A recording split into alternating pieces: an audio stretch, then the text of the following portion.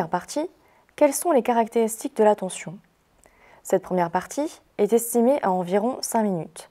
Vous rencontrerez au fil des vidéos des astérisques sur certains mots. Cela signifie que vous pouvez vous référer au lexique pour en connaître la signification. Plusieurs liens et QR codes vous seront aussi proposés si vous désirez approfondir les différents sujets liés à l'attention. Bon visionnage! Avant tout, il convient de donner une définition de l'attention. Il s'agit d'une fonction cognitive complexe.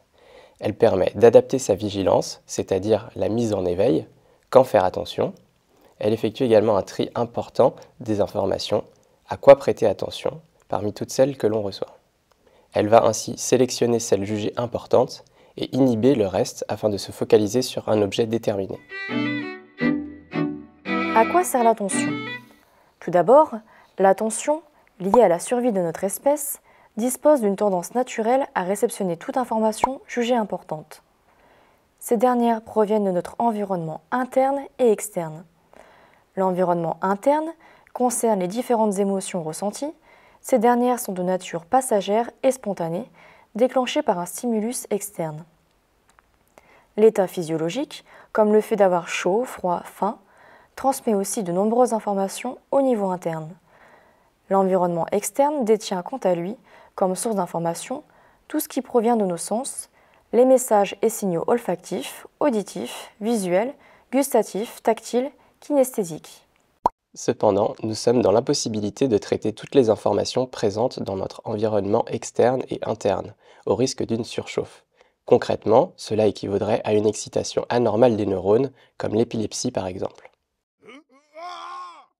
Pour éviter cette surchauffe, nous devons focaliser notre attention sur les informations utiles à la tâche. Nous séparons ainsi ce qui est important de ce qui ne l'est pas. C'est en cela que nous faisons appel à l'attention sélective. Pour illustrer le phénomène de sélection des informations, regardez cette vidéo et comptez le nombre de passes effectuées par les 3 joueurs.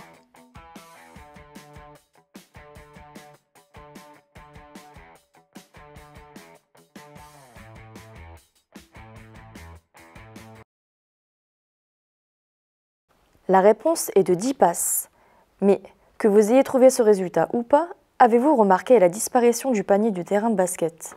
Vous ne pouviez pas le voir puisque vous étiez concentré sur le comptage du nombre de passes. Effectivement, lorsque votre attention est focalisée sur une tâche précise, vous sélectionnez les informations utiles à cette tâche et délaissez les autres. Peut-on effectuer plusieurs choses à la fois? Comme nous l'avons vu dans la vidéo précédente, il n'est pas possible de se concentrer sur 2 choses à la fois. Autrement dit, nous ne pouvons pas diviser notre attention afin d'exécuter 2, voire plus de 2 tâches à la fois. En réalité, 2 mécanismes peuvent se dérouler. Prenons l'exemple de la double tâche cognitive, suivre le cours et parler en même temps à votre voisin. Premier mécanisme possible. Vous accordez votre attention partiellement aux 2 tâches. Vous suivez le cours en prenant par exemple des notes pour ensuite échanger avec votre voisin.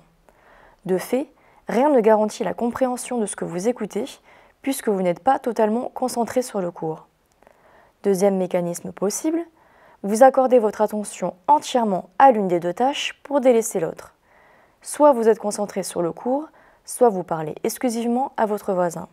Pour prendre un autre exemple d'une double tâche cognitive, vous êtes capable de conduire tout en parlant. C'est possible quand on se met en mode automatique, mais lorsqu'une prise de décision est nécessaire, l'une des 2 tâches va prendre le dessus. Exemple, un piéton surgit, la priorité est donnée à la conduite. Et vous, qu'est-ce qui retient le plus votre attention? Et quelles sont vos stratégies pour éviter que votre attention ne se disperse? Vous pouvez répondre à ces questions en suivant ce lien. Pour approfondir le sujet, le lien d'en haut vous présente de manière ludique des propositions de vidéos et démonstrations concernant l'attention sélective.